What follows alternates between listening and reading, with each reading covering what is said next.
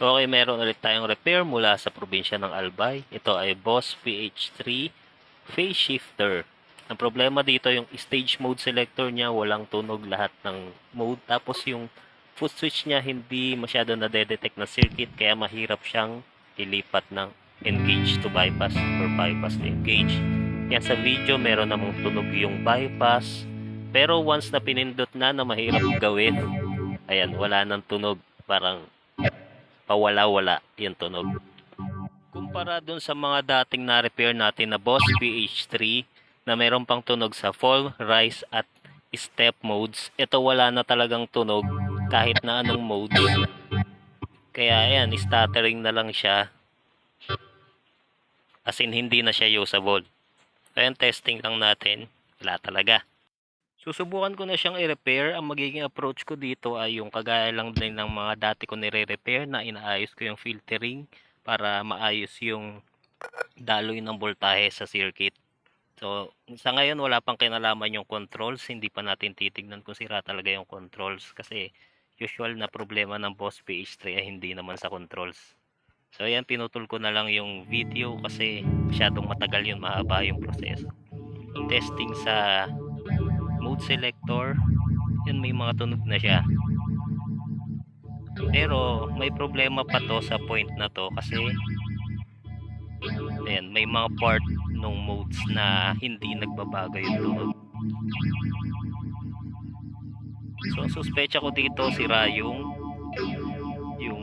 mode selector niya. Ang problema dito sa Boss PH3, yung mode selector ay hindi basta nabibili sa kung saan saan lang. Pero hindi ito switch kundi isang klase ng potentiometer.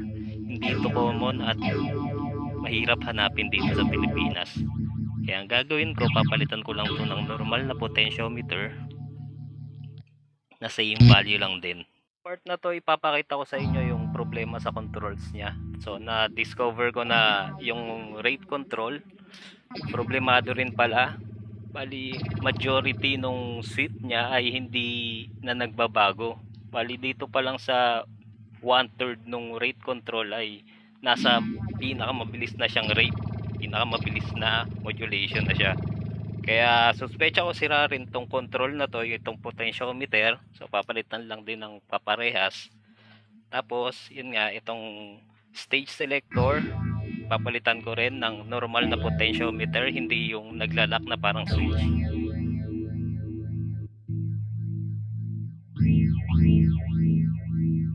Then papakita ko sa inyo yung mga part nung mode selector, nung stage mode selector na hindi talaga nagbabago yung tunog.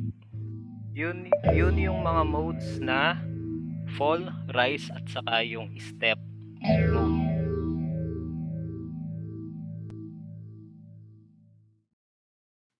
Okay, papalitan ko na yung potentiometers para sa rate control at yung stage mode selector.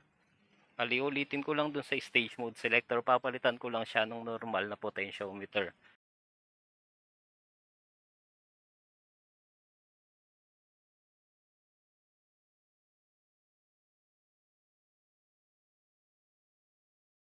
Meron lang akong isang problema. Ang kadalasan kasing gamit ko ay round shaft potentiometers. Kung makikita nyo yung dalawang nasa gilid ay bilog. Ang gamit ng Boss pedals naman ay yung D shaft, yung dalawang nasa gitna na hindi siya buong bilog kundi letter D yung shape ng shaft. Syempre sinabi ko yun sa may-ari na kailangan kong magpalit ng knobs para dun sa dalawang round shaft na potentiometers kasi hindi magkakasya yung original knobs ng Boss pedals. Testing na ulit tayo ng mga controls na pinalitan, yung rate control at yung stage mode selector. Sa ngayon gumagana na ulit yung mga pinalit nating controls. Tingin ko okay na lahat, yung foot switch niya gumagana ng maayos, nadedetect na ng maayos ng circuit yung bawat pindot ng foot switch. Tapos may tunog na yung mga modes, yung rate control, and mas maayos na yung range ng sweep niya, yung pag-ikot mula sa mabagal hanggang mabilis, nasa tamang pwesto na yung pinakamabilis. Tapos dito sa mode selector, stage mode selector, gumagana na lahat ng modes. Pero dahil pinalitan ko to ng normal na potentiometer instead yung original na gamit ng boss para sa boss PH3, parang switch siya, rotary switch na may naglalak na pakiramdam. Yung pinalit natin dito ay yung normal lang, kaya na sabi ko. So kailangan mo siyang itapat sa kung anong mode yung gusto mong gamitin. Tapos pagdating dun sa step mode, medyo dumidiretso pa siya, pero basta tumapat na sa step mode at lumampas, step mode pa rin yun. Last testing na ngayon na ilagay na natin ng maayos sa enclosure. Ang pinili ng customer na knobs ay itong gold aluminum na knobs. Yan lang kasi yung nasa stock ko. Tapos pwede nang bumili sa mga seller dito sa Pilipinas, sa Shopee or Lazada. Yan nga lang, dagdag pa ulit sa cost ng delivery, shipping, tapos maghihintay pa. So sabi ko sa customer, ito lang yung meron ako ngayon, sa ngayon. Pwede kami umorder, pero napili pa rin niya itong dalawang knobs na ito para mas mabilis na at maibalik sa kanya. So sa mga nanood nitong video na to, maraming salamat sa panonood ninyo. Kung gusto nyo ng ganito pang video, sabihin nyo lang, i-comment nyo lang sa comment section. At gagawa pa ako ng ganitong video para na rin, parang reporting na rin dun sa mga may-ari noong kanilang pinaparepair. So huwag nyo kalimutang i-share yung video. Kung meron kayong time, i-like nyo rin. At i-suggest sa mga kakilala ninyo na merong kaparehas na problema sa pedals.